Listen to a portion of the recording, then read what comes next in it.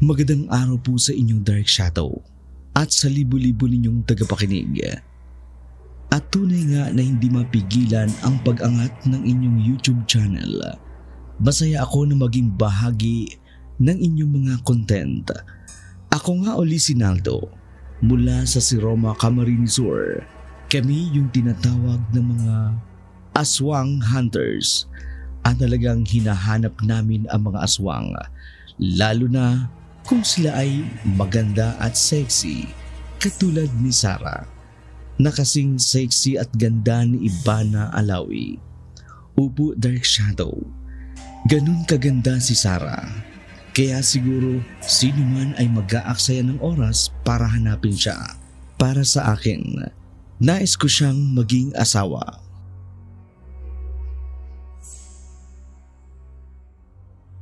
Panibagong lugar, panibagong amo. Panibagong trabaho, Naldo. At panibagong adventure na naman. Huwag mong sabihin may aswang na naman dito. Naman. Yan na nga bang sinasabi ko sa'yo. Sa susunod talaga, insan ha, di na ako sasama sa'yo. Uuwi na lang ako sa atin sa Bicol. Ano naman gagawin mo doon? Wala naman tayong uuwian doon. Wala namang magandang trabaho. At least dito kahit palipat-lipat tayo may trabaho naman. Sana maayos ang pasaho dito. 8,000 kada buwan. Wala tayong gagawin kundi magpakain lang ng mga alagang hayop dito ni Don Mariano Dizon. Siya ang amo natin? Oo, kaya tiba-tiba tayo rito. Marami raw benefits. Tsaka galante raw magbigay. Lalo na kapag maraming naibentang alagang hayop si Don Mariano. Sana nga. Kaso mukha namang haunted house ang lugar na to. Panigurado meron na namang kababalaghan dito. Sana tol, makalimutan mo na si Sarah sa lugar na to. Ang aswang na yun.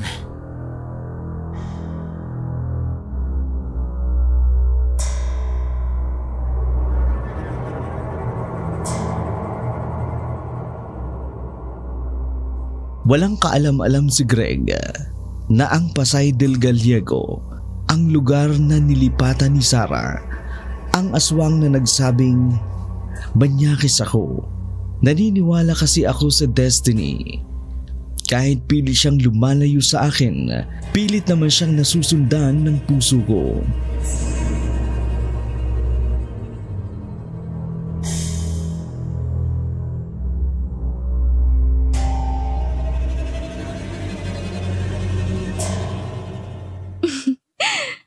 Magandang umaga sa inyo, Naldo. Insan, ako nang mag-i-entertain ha? Ikaw ang bala, Greg. Ano bang maipaglilingkod ko sa isang napakagandang babae sa lugar na to? Pulero. Totoo ang sinasabi ko. 3 araw na kami sa lugar na to pero halos lahat ng nakikita namin at nakakasalamuha, mga matatanda na. Ikaw pa lang yung dalagang nakita ko.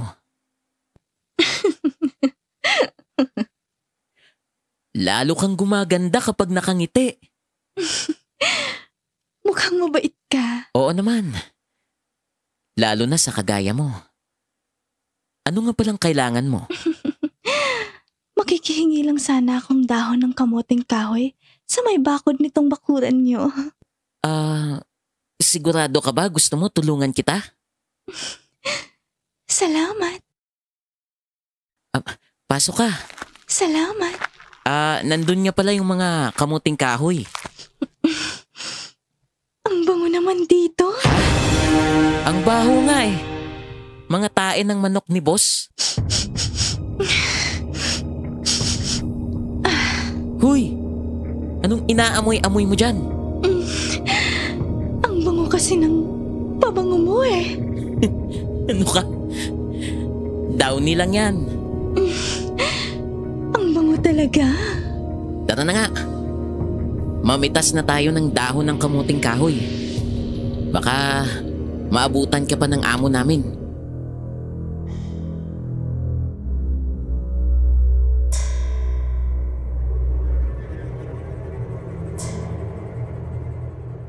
Tila nagayuma si Pinsan Greg nang magpakita ang isang magandang babae sa pinagtatrabahuhan namin. Unang kita ko pa lang sa kanya, nawerduhan ako. Kasi nga, amoy ng mga alagang hayop namin. Ang amoy ng mga alagang hayop namin ang inaamoy niya. Pero ibinaling niya lang sa amoy ng damit ni pinsan. Maganda siya. Pero mas maganda sa kanya si Sarah ko.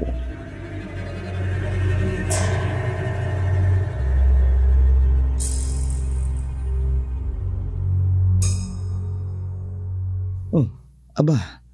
Akala ko tapos na silang manguha ng mga dahon ng kamuting kahoy.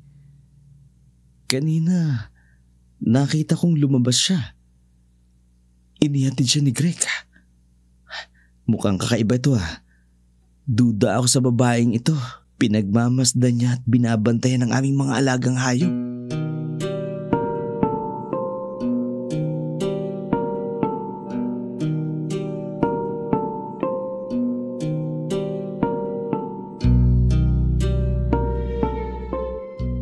Huwag mo naman siyang sisiraan sa akin, Aldo. Ang ganda niyang babae tapos pag-iisipan mo lang siya na magnanakaw? Insan, maniwala ka sa akin. Akala ko nga umalis na siya eh. Pero pagpunta ko sa mga alaga nating manok, nandun siya. Mukhang nag-i-spy siya eh. Nag-aabang kung paano tayo mapagnanakawan. Tama na, Insan. Sumusobra ka na eh. Hindi ka ba naniniwala sa akin? Hindi. Kasi nga, paano naman siyang pupunta sa manukan? Matapos ko siyang tulungang makakuha ng mga dahon ng kamuting kahoy, inihatid ko na siya sa labas ng gate. Isanara ko na. Kung totoo man ang sinasabi mo, paano naman siya makakapasok sa loob? Insan. Sinisiraan mo na siya sa akin eh. Insan naman. Wala namang basagan ng trip, Insan. Nung halos mabaliw ka sa aswang na si Sarah, hindi ko naman binasag ang trip mo, di ba? Manong suportahan mo man lang ako sa kanya. Insan. Sige. Para matigil ka sa paninira mo sa kanya, doon tayo sa manukan. Kung naruroon pa nga ang babaeng yon, maniniwala ako. Pero pag wala siya doon, tigilan mo ng pagsasabi ng hindi maganda sa kanya. Sige, tara. Dalian mo, tara. Bilisan mo na. Oo, kasunod mo ko. Hindi ko alam kung bakit mainit ang dugo mo sa kanya. Wala naman siyang ginagawang masama sa'yo ah. Oh, dito na tayo. Oh, nasan siya? Nandito lang yung kanina eh. Panira ka talaga ng moment, Insan. Pero Greg... Wala nga siya eh. Sana naman tigilan mo ng pag-iisip ng hindi maganda sa kanya.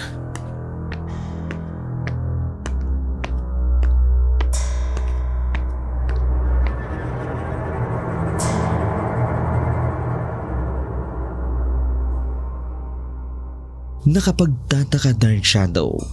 Kitang-kita ko kung paano siya biglang nawala sa manukan. Wala namang ibang madadaanan kundi sa may gate lang. Doon kami nagtalo ni Greg tungkol sa babaeng yun.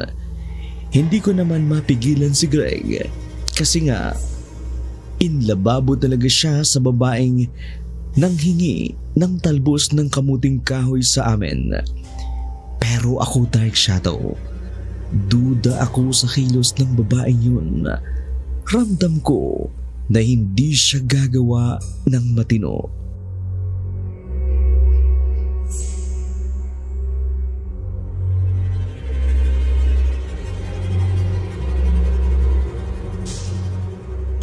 Kumusta naman kayo rito? Okay lang naman, sir. Good.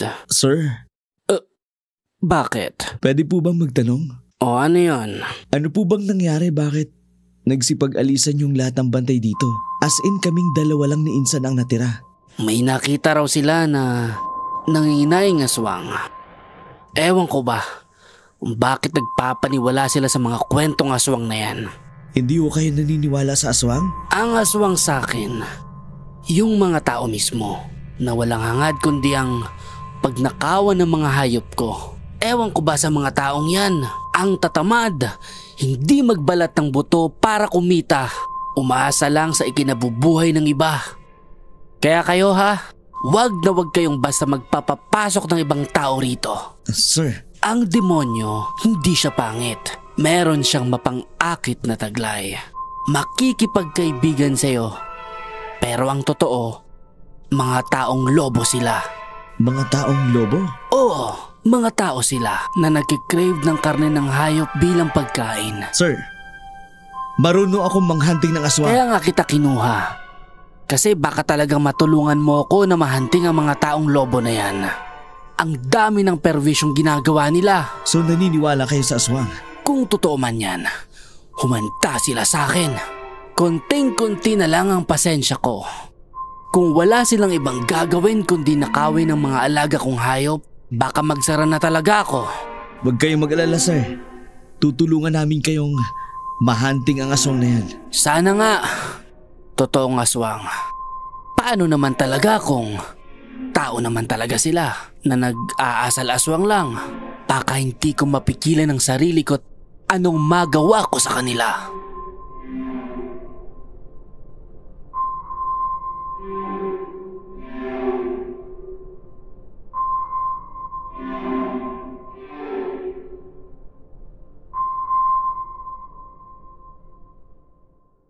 Insan, lalabas ako Bibili lang ako ng sangkap.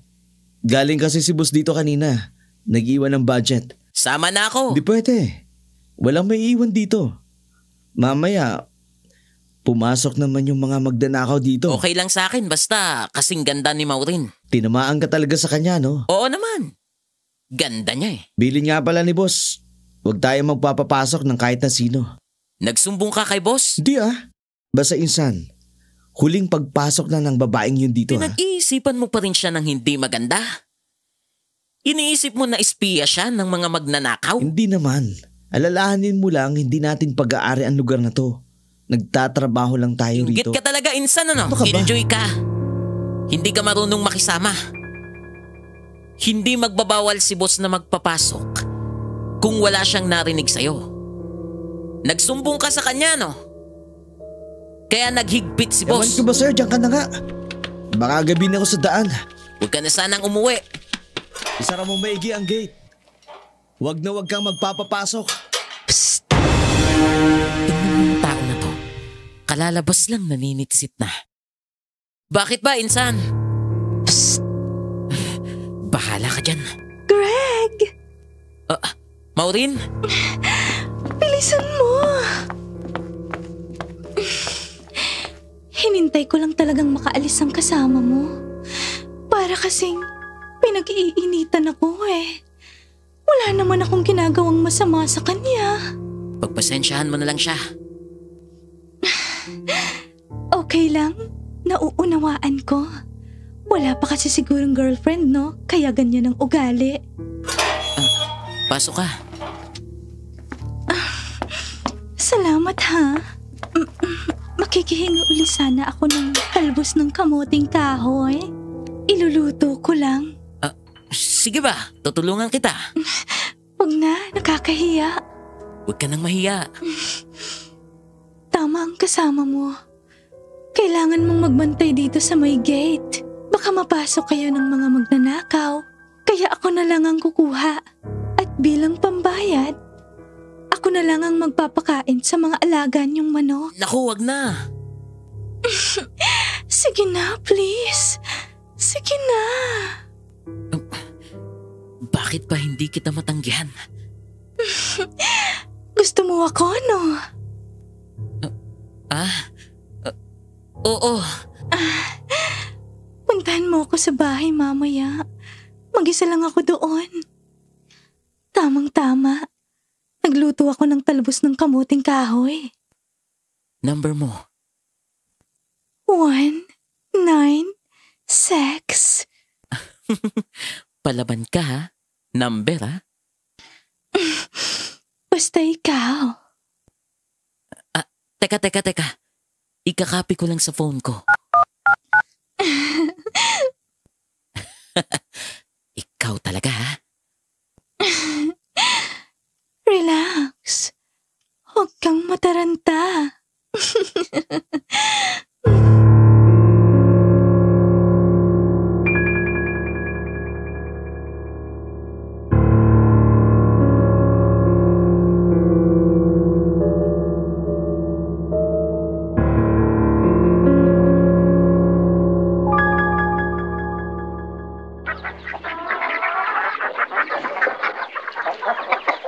Nag-iingay ang mga manok Aba, wala na si Maureen sa mga tanim na kamuting kahoy. Talagang nagpakain siya ng mga manok. Sige lang. At mamayang gabi, ikaw naman ang kakainin ko.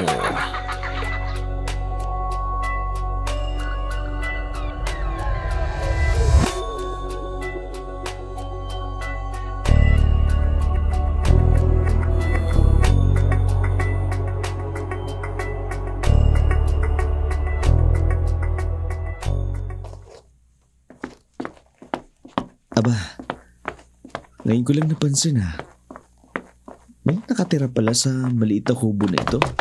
Dito sa may taas ng pinagtatrabahuhan namin.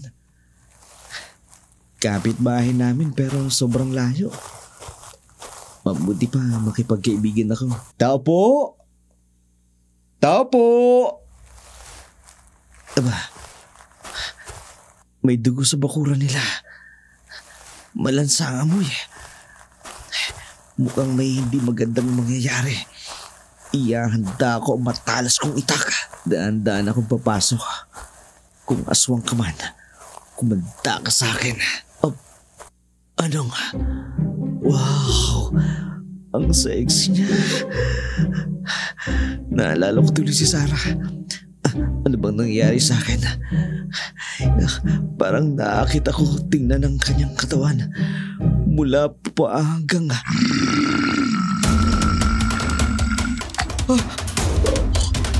Halimaw, nakikita ko! Halimaw!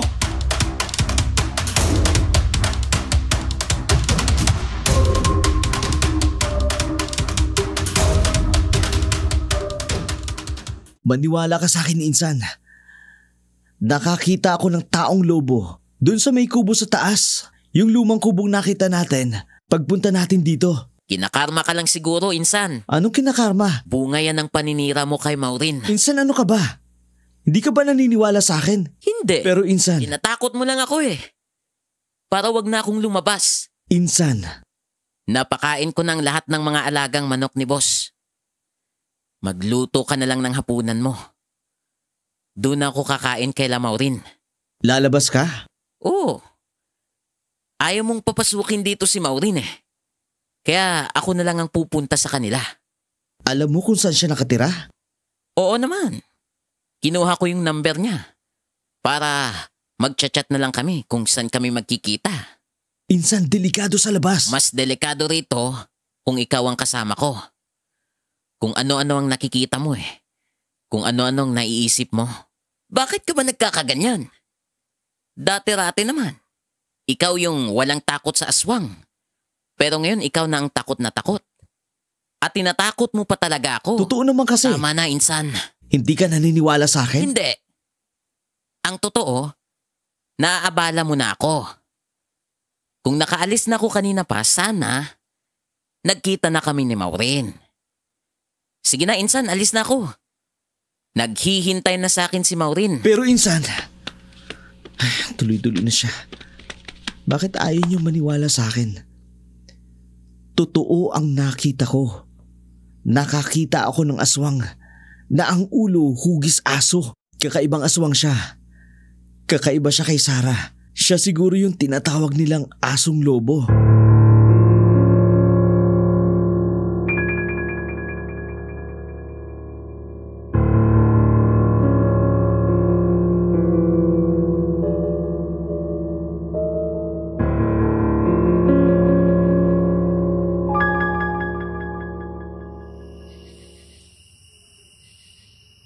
Pasensya na, natagalan ako. Okay lang. Hinintay mo talaga ako, no? Oo naman. Nararamdaman ko naman na susundan mo ako rito. Tinamaan ako sa iyo Pareho lang pala tayo. Tinamaan rin talaga kasi ako sa iyo Salamat nga pala sa pagpapakain mo ng mga alagang manok namin. Wala yun. Ang dami pala nilang manok na alaga, no? Oo. Mahigit 5,000 yun. Nabigla nga ako kanina kasi hindi na nag-ingay ang mga manok namin. Sinyales na busog na sila. At busog din ako. Ano? Nabusog din ako ng talbos ng kamoting kahoy na niluto ko. Oo nga pala. Pangako mo sa akin na titirahan mo ako ng niluto mo. Gusto kong matikman ang niluto mo. Pasensya na ha. Naubos ko eh. Ang daya mo ah. Sabi mo titirahan mo ako. Ako na lang ang kainin mo. Ha? Ikaw naman ang kakainin ko. Ibang klaseng kainan yan ah. Kakaiba talaga. Nagkikrave na ang mga pangil ko sa dugo ng taong ito. Sawa na ako sa dugo ng manok dahil nahulog ka sa patibong ko. Alam kong masarap ang dugo mo. May dumaan yatang anghel ah. Natahimik at nakatitig ka lang sa akin. Alam ko naman na gwapo ako. Sa loob na tayo. Teka lang. Bakit ang daming balahibo ng manok rito? Nagkatay kasi ako eh. May tira pa? Wala na nga eh. Takaw mo rin ano? Mas gusto kong matakaw sa'yo. Huwag mo akong tutuksuin. Dahil madali lang akong matukso. Bilisan mo na kasi. Sa loob na tayo. Teka, Bakit? parang kilala ko ang manok na yun ah. Gusto mong makatikim ng sariwang karne? O ayaw mo? Ano yun? Mga rebelde siguro. Baka nagkaengkwentrong mga sundalo at tulisan. Sa loob na tayo. Nag-iinit na ako.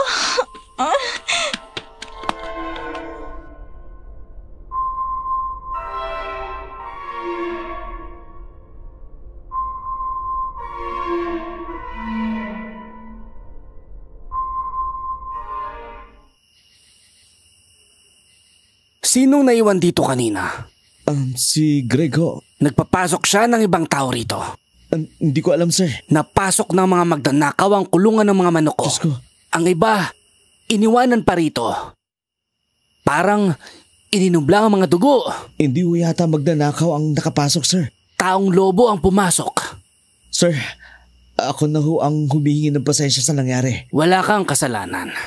Ang perwisyong taong lobo na yan ang may gawa nito. Mabuti na lang at hindi kayo sinaktan. Alam kong naririyan lang sa tabi-tabi ang mga asong lobo. Perwisyo talaga sila sa mga manok ko. Ang mamahal pa naman ng mga manok ko. Kinuha lang ng mga yon. Sir, mukhang ang dami naming babayaran sa inyo. Huwag kayong mag-alala. Hindi ko kayo pananagutin dito. Sapat na sa akin ang mahuli ang taong lobo na yan. Salamat, sir.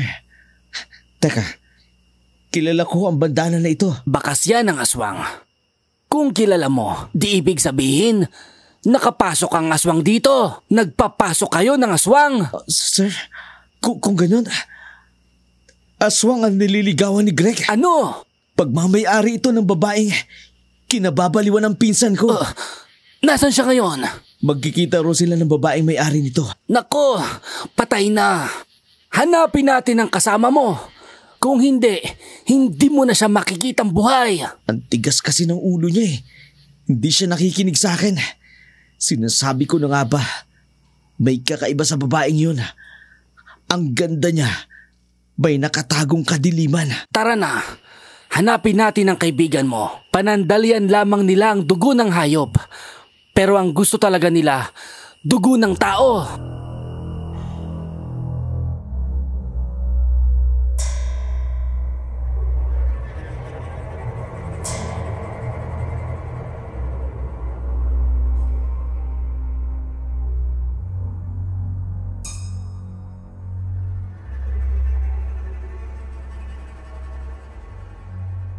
Kinabahan na ako sa sinabi ng amo namin na natakot ako sa maaring mangyari kay Greg. Mabuti na lang, minsan na akong nagawi sa bahay ng asong lobo. Madali ko lang silang matutuntun. Dala ang matalas kong itag. Si boss naman ang baril niya. Nagmamadali kaming tumungo sa kinaroroonan ni Greg. Nagbabaka sakaling naruroon nga sila.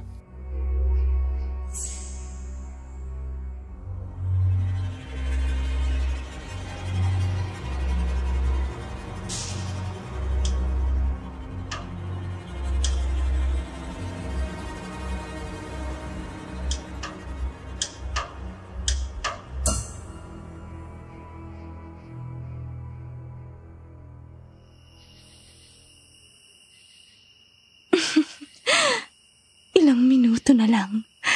Magpapalit na ako ng anyo. Humanda ka sa akin. Hindi ka na makakawala. Ngayon, naitali ko na ang mga kamay at paa mo. Teka, anong ginawa mo sa akin? Bakit nakatali ako? Gusto ko lang kasi ng ganito May thrill. Ayokong nauudlot ang ligaya. Teka, alisin mo naman to. Lugi naman ako nito. Mamaya na lang. Kanina ikaw ang atat, ngayon pinapatagal mo pa. Naghihintay lang ako na uminit ang katawan ko. Pakawalan mo ako, painitin kita. Dali na. Init na ako eh. Nagiinit na ako sa'yo. Huwag kang gumiling dyan. Nananayo ng alaga ko. Huwag mo kong hawakan dyan. Sandali na lang. Ang init ng katawan mo. Kaso binibitin mo ako eh. Teka. Huwag yan sa leg ko. Naririyan ng kiliti ko. Grabe ka talaga. Kakaiba ka. Sisipsipin kong lahat ng dugo mo. Demonyo! Halimaw! Anong klaseng nilalang ka? Matakam ka sa katawan ko. At matatakam din ako sa dugo mo. Ayoko! Kahit pa gaano kaganda at kaseksing ng katawan mo, kung halimaw naman ang mukha mo, pakawalan mo na ako! Tulong!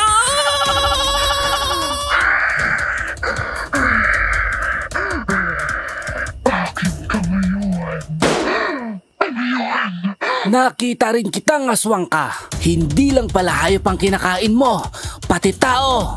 Insan Aldo! Tulungan mo ako! Sir! Magbabayad ka sa akin sa ginawa mong perwisyo sa mga manukan ko.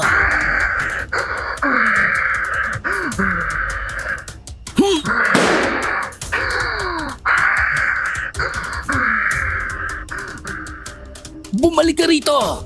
Bumalik ka! Nakataka siya. Bilisan mo. Kalagan mo ang kasama mo. Baka may mga kasama yon. Insan! Salamat! Iniligtas niyo ako! Ngayon naniniwala ka na. May kakaiba sa babaeng yun. Oh, naniniwala na ako. Akala ko, mamamatay na ako. Akala ko, kakainin ako ng aswang na yun. Insan, paano mo nga pala nalaman na aswang yun? Ano ka ba? Nakakalimutan mo na. Marami nang naikwento sa akin si Sarah tungkol sa mga aswang at sa amoy nila.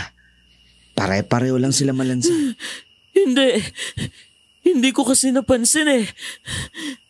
Marahil, ginamitan kanya ng itim na kapangyarihan kaya hindi mo nakita ang tunay niyang kulay. Ano ba? Tapos na ba yan? Dalian nyo na! Oh, opo sir. O yan, nakalag ko ng gapos mo. Sir, patawad. May kasalanan ako sa inyo. Kalimutan mo na yon. Ang mahalaga, ligtas ka na. At saka kung hindi dahil sa'yo, hindi rin namin matutunto ng aswang na yon. Mula ngayon, maniniwala na ako sa iyo, Insan. Mag-iingat kayo sa susunod. Salamat, sir. At least ngayon alam nyo na, ang aswang hindi talaga sila pangit. Ang aswang hindi sa pangit na mukha nagtatago, kundi sa isang napakagandang mukha para makaakit at makapanlin lang. Sir, hindi na talaga ako palilin lang sa mga aswang sa susunod. Hindi na talaga. Grabe yun, sir. Akala ko, langit ang mararanasan ko sa kanya. Yun pala impyerno. Mabuti na lang talaga at nasundan niyo ako, sir. Kung hindi, baka patay na ako.